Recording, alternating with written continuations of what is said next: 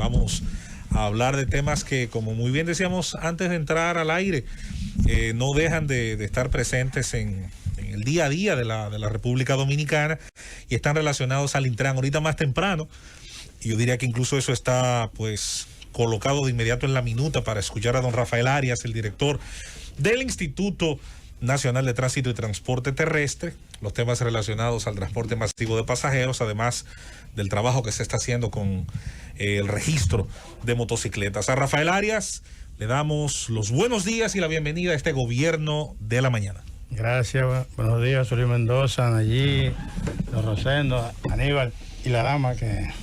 Julieta. Y don Álvaro que le escucha que está... Y don Álvaro que estará...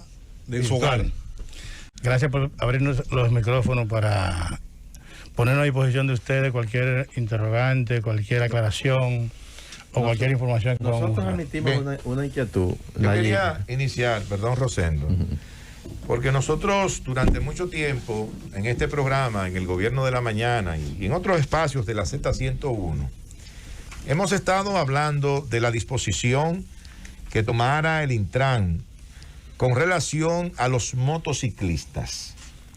Una disposición que abarca varios aspectos, pero el que me quiero referir en este momento es el de que en la licencia de conducir de ese motociclista se le coloca la fotografía de la motocicleta, se le coloca el registro, se le coloca la placa, no recuerdo qué otro detalle más. Entonces yo pregunto lo siguiente: ese motociclista no puede conducir otra motocicleta que no sea la que esté en su licencia de conducir. En la práctica, ¿qué pasa cuando la DGCET detiene a un motociclista que anda en una motocicleta que no es la que aparece en su licencia? Me gustaría empezar por ahí, señor Rafael Arias, director del Intran. Gracias. Como todo plan piloto que se organiza, hay procesos que inicialmente comienzan de una forma y luego son cambiados.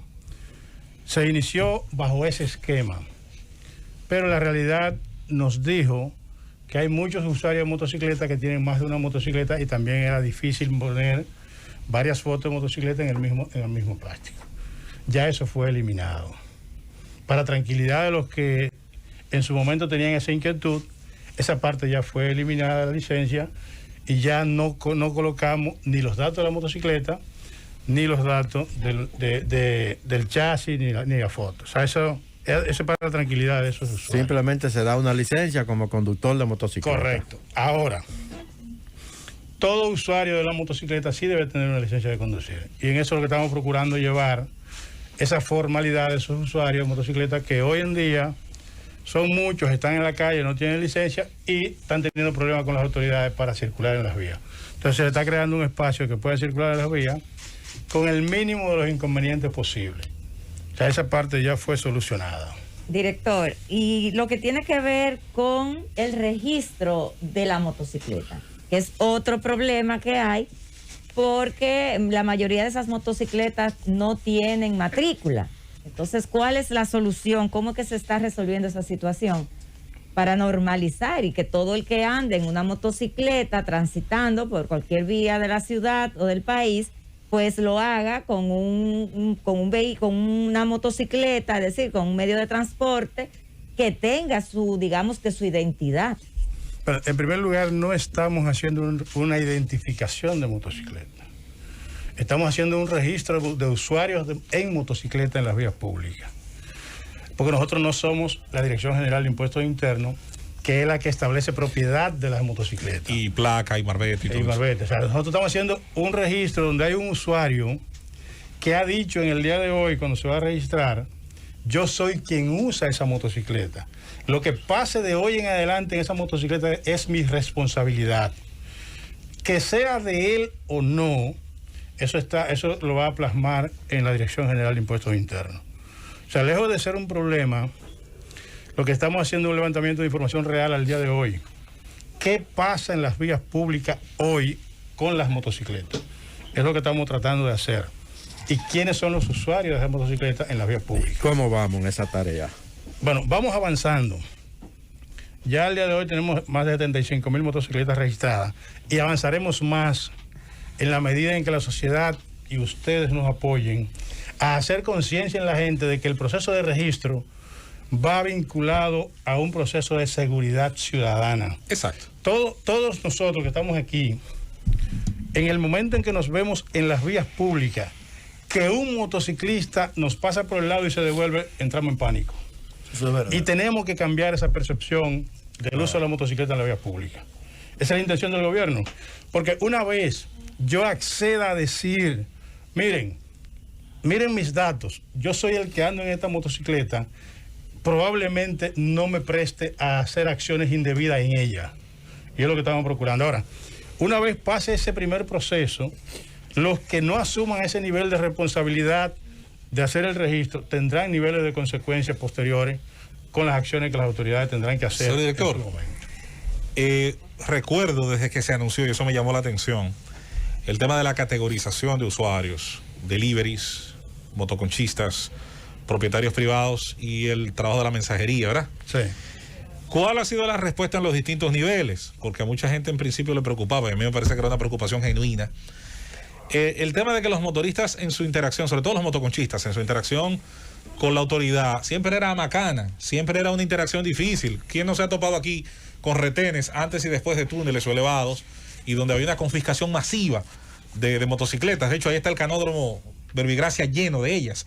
Entonces, ¿cuál ha sido la respuesta de esta interacción? Porque yo lo que noto aquí, y he defendido muchas veces, es que la autoridad tiene primero que acercarse al usuario sin necesidad de llegar a la última Yo sí quería, que es la confiscación. distinguido colega y amigo, vamos a escuchar a don Álvaro. que lo interrumpa, y excúseme al señor ministro que lo interrumpa, que yo considero que los delivery han hecho un gran trabajo, que es un trabajo muy esforzado, que son gente haciendo un servicio a veces con 33, 34 grados de temperatura, un calor infernal, otras veces es lloviendo, otras veces es bajo rayos y truenos, exponiendo la vida. Y también exponiendo la vida ante el desorden que tienen los que manejan vehículos en nuestro país. Yo creo que ese servicio, el servicio de los motoconchistas del delivery, es verdaderamente digno de admiración. Excúsenme y adelante, señor ministro. Gracias, don Álvaro. Yo estoy de acuerdo con usted en ese sentido por el servicio que ofrecen y por eso los hemos categorizado como una categoría particular que merece un trato particular. Y en relación a la pregunta de José Luis, de hecho, este acercamiento de nosotros hacia los motoristas, el primer sector que ha respondido en esa dirección ha sido el sector motoconcho, que probablemente fuera el sector en el que menos esperaba el apoyo por parte del gobierno por la característica en la que se desenvuelve. Pero es el que está más organizado. Justamente ha sido el que más ha respondido. Claro.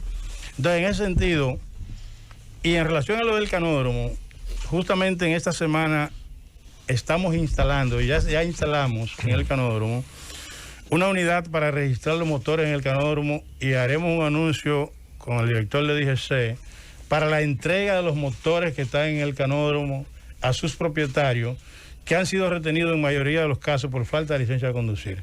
Iremos al canódromo a entregarle la licencia de conducir a los motoristas para entregarle su motocicleta. Dos cosas, señor Rafael Arias, director del Intran. Una es con relación a su designación en esa importante posición que en principio creó un gran recelo, una situación hasta cierto punto de oposición de algunos sectores, porque usted pertenece precisamente a este sector. Usted viene de la Confederación Nacional de Transporte Terrestre, CONATRA, y entonces al designarlo allí, bueno, hay sectores que dijeron, bueno, pero van a poner en manos de una parte del sector lo que es el Intran. Eso por un lado. Y lo otro, con relación a los carros del concho, que nuevamente están subiendo 6 pasajeros cuando todavía estamos en medio de una pandemia, independientemente de que hayan bajado el precio. ¿Qué puede hacer el Intran para controlar esta situación y mantener todavía en esos carros el distanciamiento físico? Bueno, en relación a lo que fue mi designación, el país sabe ahora de dónde vengo y no tenemos por qué negar de dónde venimos. Ahora, nosotros también, adicional a de dónde venimos, tenemos una responsabilidad personal con la aplicación de una ley en la cual trabajamos como diputados. O sea, nosotros no solamente somos un transportista. Yo soy un profesional igual que muchos y cuidado si mejor. Yo soy licenciado en contabilidad, yo soy licenciado en Derecho y con un posgrado en Finanzas Corporativas. O sea, yo no estoy ahí porque era el guagüero de Antonio Marte. Estoy ahí porque soy un profesional y me he preparado y aprendí en el área, igual como ustedes que están hoy en la Z101 y mañana pudieran estar en cualquier otra emisora del país. Y hay que decir que está en un puesto que tiene un marco legal muy definido. Y en el cual trabajé antes de la elaboración de la ley como en vistas públicas.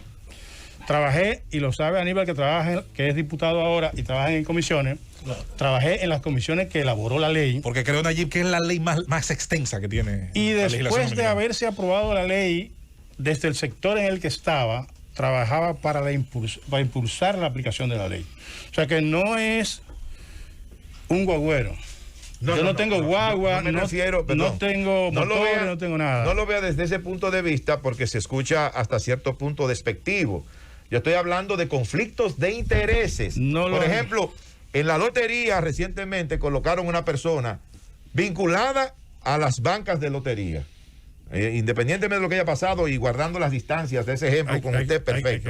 Era una persona vinculada. El caso suyo también es una persona vinculada a un sector del transporte. Con una diferencia. Pero además, Rafael, ese sector es un sector sumamente complejo, en el que quizás el conocerlo pudiera ser un plus más que una debilidad. Y además se advierte en el año de gestión que usted está casi cumpliendo ahí, se advierte, uno no sé si yo debo decir esto, pero se advierte una distancia entre esa institución que preside Antonio Marte y la gestión suya. Se advierten porque ahí hay posiciones en las que ustedes han asumido que no son necesariamente favorables a ellos. El propio tema del corredor que ellos están administrando, han hecho presión pública para que el Intran y el gobierno le asuma inclusive una especie de peaje sombra. Una locura en la cual hay que reconocer que usted tuvo la oportunidad de ser probado ahí. Y su decisión fue, en lugar de usted irse por la vía más corta, de hacerle acción de aprobación a eso que sería millones de pesos para ese sector, que la realidad ha sido, usted se distanció y tomó una posición vertical en beneficio de los usuarios y en beneficio del país. Y eso hay que reconocerlo. Ahora, el sesgo es normal, Rafael, que haya venido, porque usted viene del sector. El sesgo es normal. Ahora, usted fue diputado, un diputado con buen manejo, un diputado fronterizo, difícil, de un liderazgo difícil que es llegar a ser diputado en una provincia sur como esa, profunda, pero la verdad es que es normal que haya habido un sesgo. Pero también hay que poner en contexto que usted se ha distanciado de ellos y que ha tomado decisiones que lo han colocado en la prueba de que se entienda que usted lo ha hecho de manera sumamente correcta en beneficio de los usuarios. Esa es la verdad. Pero a eso debo agregar que, sin temor a equivocarme, he sido el único que ha participado en el ambiente sindical del transporte que tiene el privilegio de juntarse con todos, de manera particular o de manera colectiva. O sea, yo puedo visitar la casa de Antonio Marte como visitar la casa de Juan Guiguere. Y no hay ningún conflicto de intereses en eso, porque en eso sí yo he definido que mi rol en una institución no está sujeta a mis acciones personales. Y eso lo sabe Antonio Marte, lo sabe Juan Guiguere, lo sabe Juan Marte, lo sabe Cambito, lo saben todos los dirigentes sindicales. Mis acciones personales están ceñidas al cumplimiento de una ley en la cual trabajé para elaborarla como diputado, tuve ese privilegio y ahora tengo la oportunidad de aplicarla y hacia allá estoy enfocado. Director, ahí mismo en lo que tiene que ver con la ley, hay muchos puntos de esa ley que no se han podido aplicar. ¿Podría usted decirnos cuáles han sido esos puntos, cuáles han sido los puntos más sensitivos y qué ha pasado, por qué no se ha podido avanzar en la aplicación de manera al 100% sobre esa ley. Sí, es una ley amplia de por sí, aunque el común de los ciudadanos entiende que es una ley de transporte. Es más allá que el transporte per se de personas. Hay dentro de los puntos que no se han aplicado y estamos trabajando para aplicar, está la inspección técnico vehicular, que era lo que anteriormente le llamaban la revista, pero que más que una revisión de vehículos era un impuesto a la circulación. Otro más. Estaríamos trabajando en la implementación de acciones tecnológicas para la implementación de sanciones por el mal uso de las vías públicas. Y estamos trabajando en eso. Pero también tenemos que trabajar de manera obligatoria en la creación de un mecanismo que pueda filtrar el otorgamiento de licencia de conducir, que es el primer requisito que establece la ley para la emisión de una licencia de conducir, que es el examen psicofísico. En la medida en que nosotros podamos calificar o mejorar la calidad física de los conductores que por mandato de la ley mandamos a hacer uso de la vía pública, podremos tener mejores ciudadanos. Pero la peor de todas que no hemos podido lograr es hacer conciencia ciudadana de que somos parte del problema. Director, ese corredor que se inauguró, el corredor de la Núñez, que me tocó trabajarlo en la mesa de tránsito de la ciudad de Santo Domingo, que coordinaba en ese momento Viviana Ribeiro como secretaria general de la alcaldía, y la integraba yo por espacios públicos y por tránsito y movilidad, y con la exdirectora del Intran, Claudia Francesca, que hizo un gran trabajo, y los técnicos del Intran, que son técnicos, que no son políticos, son técnicos. No es que ser político te descalifique para hacerlo, pero en este caso la realidad es que son gente de un reconocido nivel de formación técnica e hicieron grandes aportes. ¿Cuáles son los otros corredores? Porque habían 3 pilotos más en carpeta. El hecho de que este corredor pueda fallar, de que no sea sostenible su operatividad, coloca en riesgo el sistema. Y yo sé que usted sabe, los amigos oyentes deben saber, de que esos corredores son el eje de transformación para poder desafogar el tema de las vías con el flujo de microtransporte y del transporte masivo. Sí, de hecho, ya se está trabajando para que finales de septiembre, principios de octubre, iniciemos con el corredor de la Winston Churchill. Y posteriormente continuará un corredor en la avenida Charles de Gaulle. ¿Ya está licitado eso o se va a licitar? La ley establece reconocimientos de derechos a los que tienen contrato con el Estado para brindar servicios de transporte antes del nacimiento de la ley. Eso indica que en primera etapa, si la institución que tenía ese contrato con el Estado cumple con los requisitos que el proceso de transformación le requiere, es la primera opción para operar. No requiere licitación. Si se adapta, ¿Cuándo iría a licitación? Oye, yo quisiera hacer una pregunta de un tema que está en la actualidad. Ustedes han hecho planteamientos y preguntas de temas más de la actualidad de lo que yo voy a hacer, colegas, ¿no? Soy incapaz yo de ofenderlos a ustedes. Pero, señor ministro, yo quería plantearle esto, ¿verdad? Después de escuchar que buen expositor, ¿verdad? Yo lo felicito. Gracias. Aunque no tengo el placer de conocerle, las ponderaciones las ha hecho Aníbal, el legislador de la República. Va a llegar más lejos todavía. Apúntenlo ahí, yo no lo voy a ver, pero va a llegar más lejos. Pero bueno, eso es otra cosa.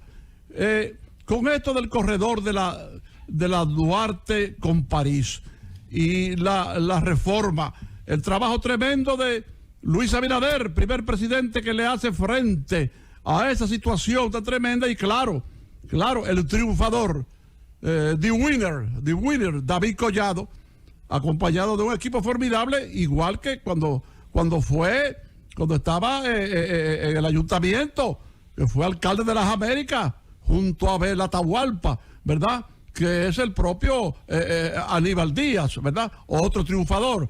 Pero eso del corredor de la Duarte con París, las medidas que se están tomando, ¿verdad? El asunto de ubicar bien a los pequeños empresarios que ahí venden, que no venden armas, que no venden drogas, que no venden asesinatos, que están trabajando, y por eso se ha tomado en cuenta con una amplitud humana tremenda.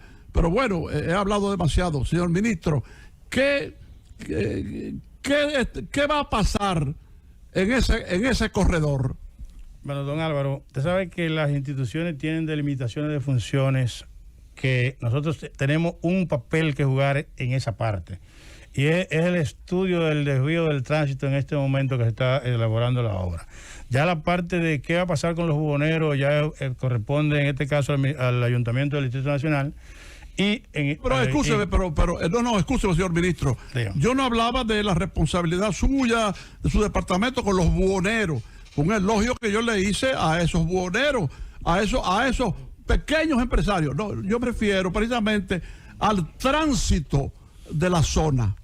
No, en relación a eso, don Álvaro, el tránsito va a seguir porque la avenida no se va a cerrar. O sea, se están haciendo estructuras donde hay estructura física. O sea, el tránsito se continuará igual, lo que pasa es que está cerrado temporalmente por la construcción. Pero eso va a volver a su normalidad de tránsito. Ahí está respondida la pregunta de don Álvaro. Bueno, señor Rafael Arias, el hombre del llano. Del llano de Elías Piña. No, mira, Rafael, te preguntaban al cierre el sistema de inspección técnica vehicular, que si se va a aplicar en su gestión, que hay como promesas con eso. Bueno, de hecho hay un proyecto ya en alianza público-privada que está avanzando en esa dirección. Y según los plazos que establece la ley 4720, esperamos que para octubre puedan lanzarse la licitación. Para octubre de este año. Este año. Perfecto. Bueno, señores, agradecemos al director del Instituto de Transporte, el Intran, quien nos ha respondido estas preguntas. Por cierto, no hay plan de seguridad sin registro, es imposible. Claro. Y debo decir la guía asesor del Intran dio una recomendación aquí que le hicieron mucho caso. Está dando claro. Importantes. Fue humilde, Rafael. Hay que reconocer fue humilde. Que rectificó, como yo decía, rectificar es de sabios. Claro. Y qué bueno que lo hizo. Ojalá que también rectifique la alcaldesa del distrito y desbarate llévatelo, Fundo, llévatelo.